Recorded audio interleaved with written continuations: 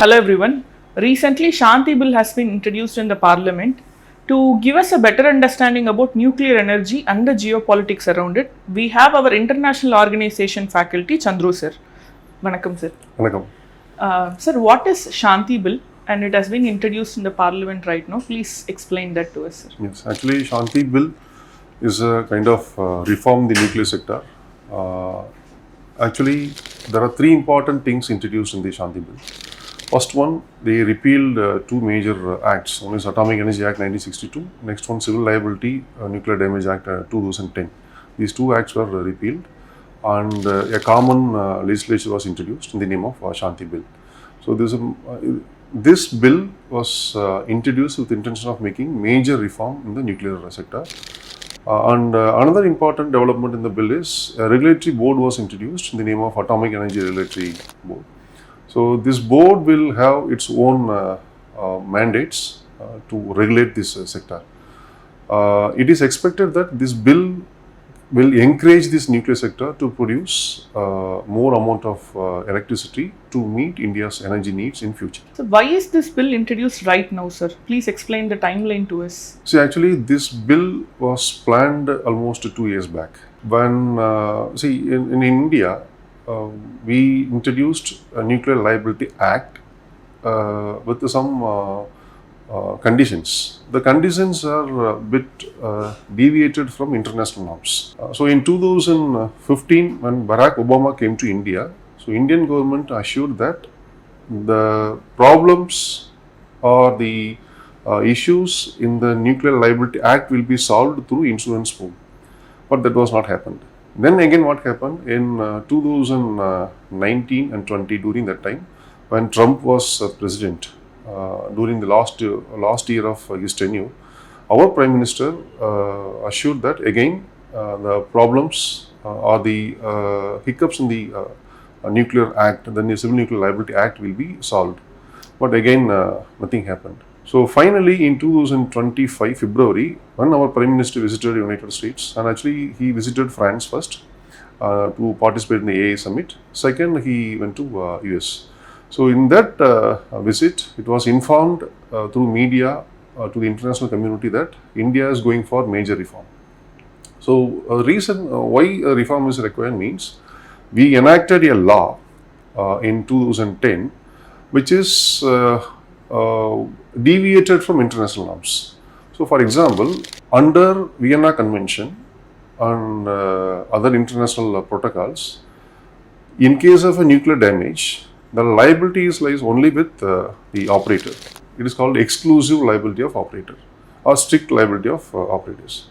But we fixed in our Civil Nuclear Damage Act, Civil Liability Nuclear Damage Act, we fixed responsibility both with operator as well as supplier. So the supplier liability is a major concern for Western companies.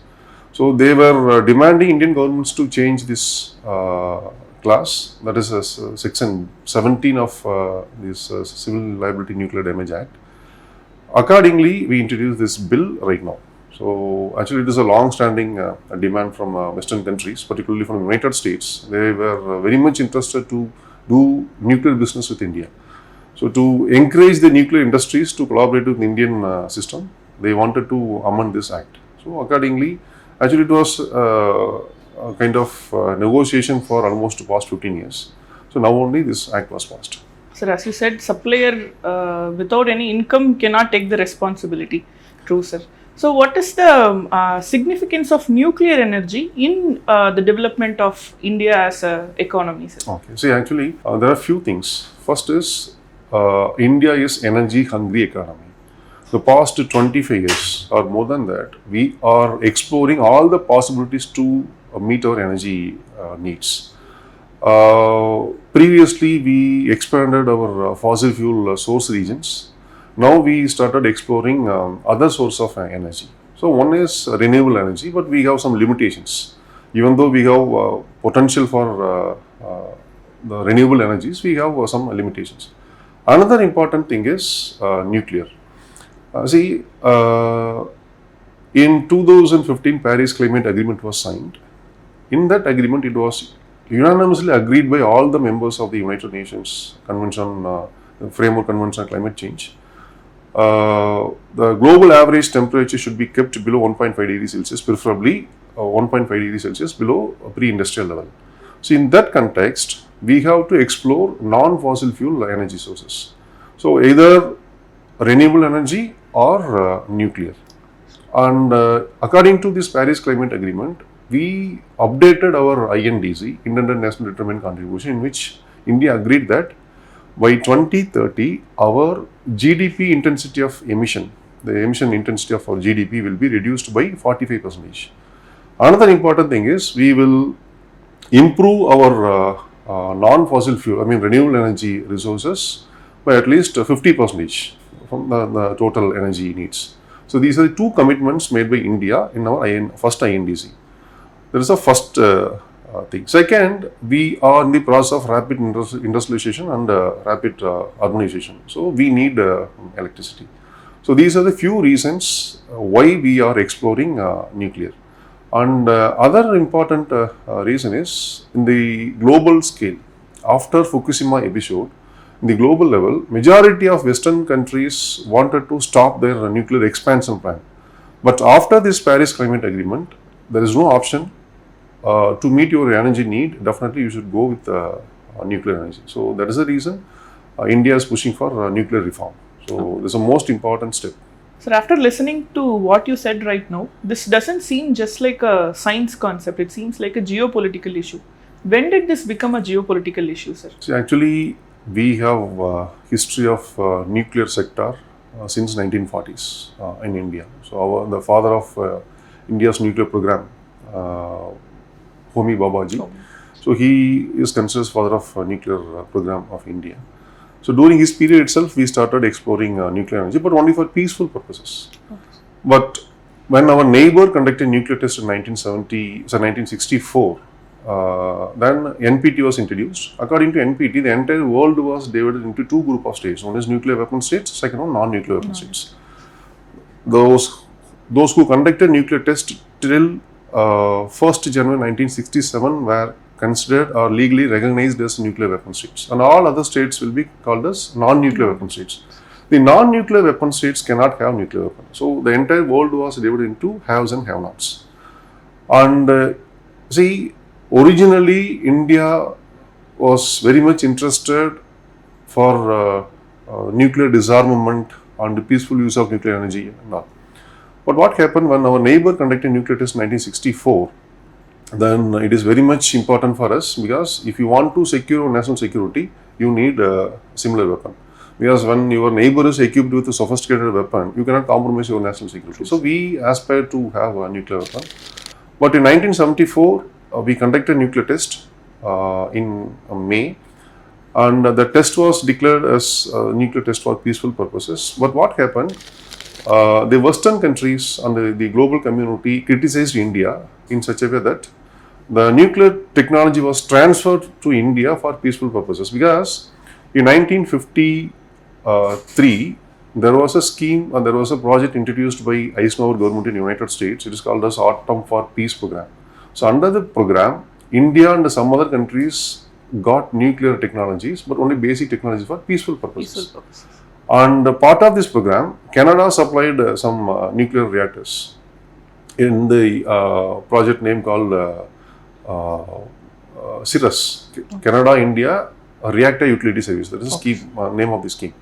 So under this scheme, this nuclear reactor was imported by India. When we conducted nuclear test, it was blamed that India misused the technology. So when we conducted nuclear test for peaceful purposes, international community blamed India, and they established a system called the Nuclear Supplies Group. So this is a kind of cartelization. This system will not provide, actually this Nuclear Supplies Group is a informal group established by like-minded countries. And this Nuclear Supplies Group, the members of the group will not provide advanced nuclear technologies and materials to the countries, those who don't have proper track record on nuclear non-proliferation, or those who are not part of NPT. So these kind of countries cannot get any kind of support from NSG. So naturally, India was completely isolated from international nuclear trade and commerce, because India is not at all member of NPT.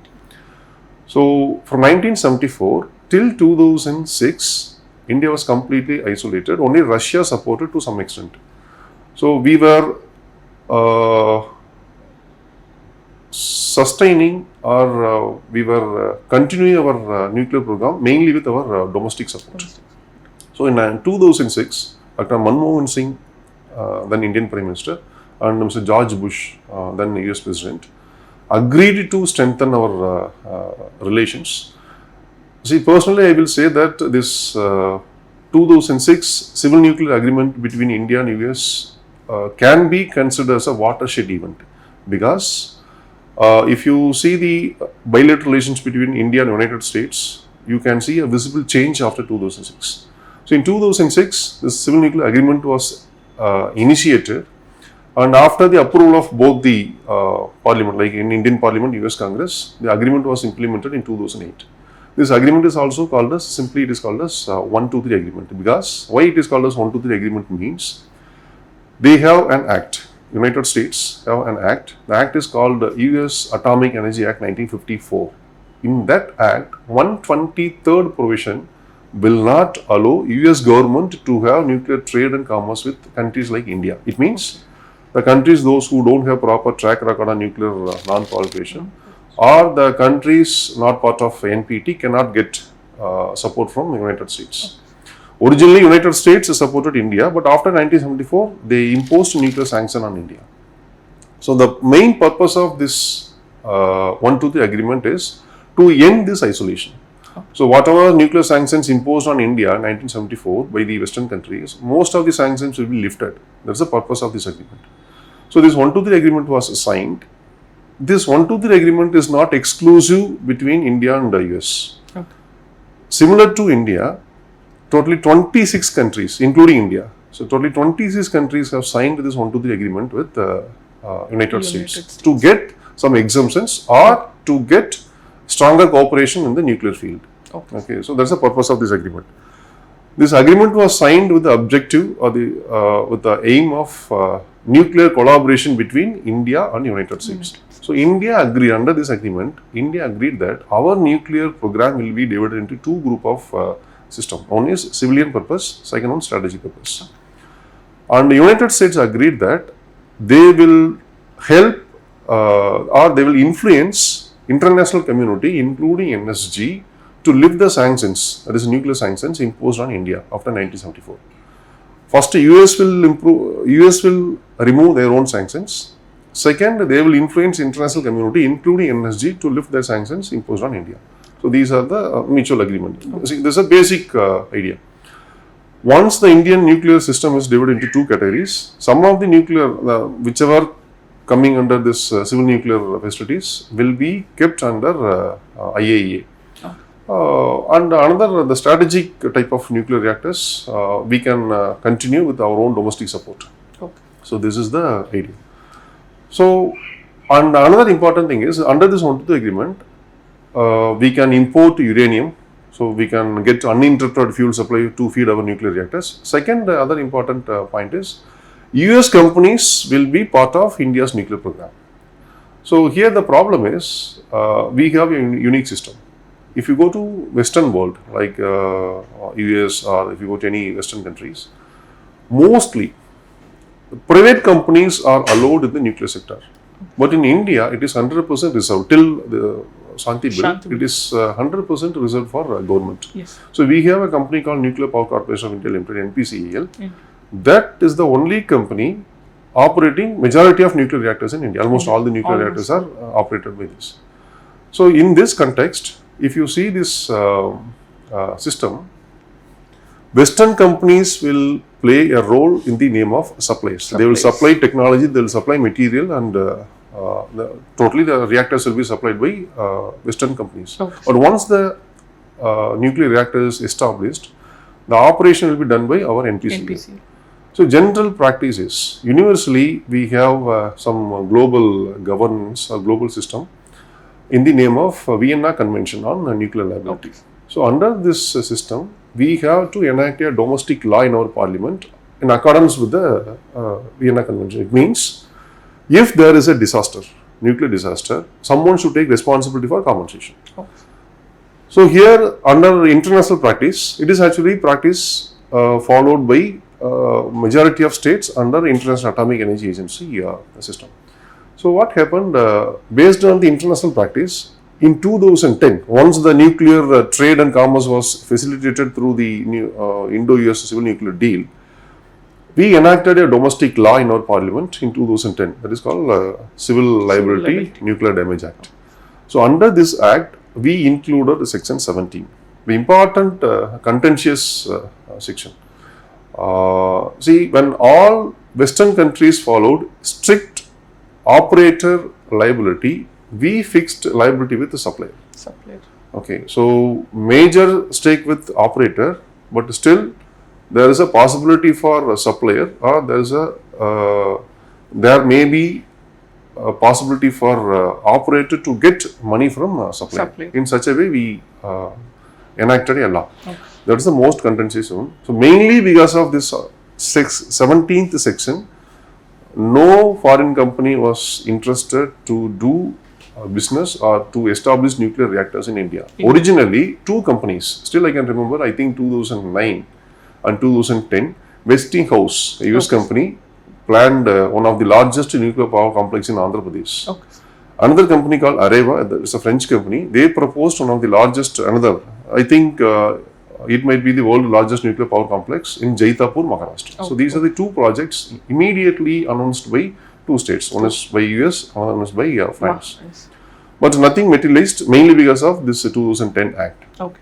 So in this context, now we introduce this reform bill, Shanti Bill. So hopefully this bill will address the concerns of Western companies, and in near future it will improve this nuclear sector. So from what you said, after 123 agreement was signed, Western countries did not come to invest in India. Then what is the real significance of 123 agreement, sir? So actually 123 agreement, that is Indo-US civil nuclear deal, is greatest achievement in two aspects, in the two dimensions. The first is, under NPT, there are two group of states. One is nuclear weapon states, second one non-nuclear weapon states. Okay. The non-nuclear weapon, actually these five countries, US, Russia, Britain, France, China. Okay. These five are legally recognized as nuclear weapon states. They have privilege of having nuclear weapon, and same time they can be part of nuclear trade and commerce. Okay.